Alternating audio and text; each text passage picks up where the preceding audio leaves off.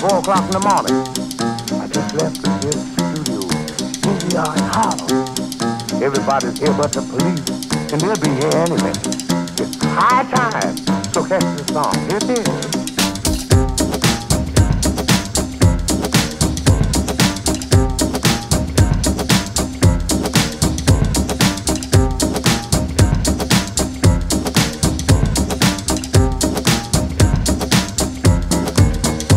Ça fait plein de choses, ça s'occupe de l'agence de façon transversale, donc il y a une grosse partie de management des équipes, on est presque 450 aujourd'hui à l'agence, puis de superviser un certain nombre de clients de l'agence.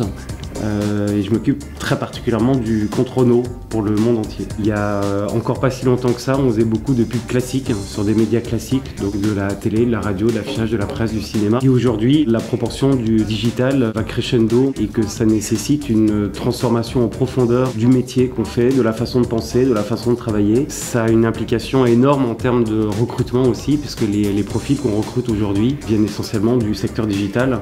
Même quand on parle de digital, à l'intérieur du digital, ça change tous les mois. C'est hallucinant, il y a des supports qui changent, des formats qui changent. Donc c'est une façon de s'adapter. Ce que j'ai beaucoup aimé à l'EBS, c'est le côté très pratique. Tous les intervenants qu'on avait venaient vraiment du milieu professionnel. C'était pas des grandes théories fumeuses sur la société, l'économie. C'était vraiment des gens qui bossaient tous les jours et qui venaient nous communiquer leur passion.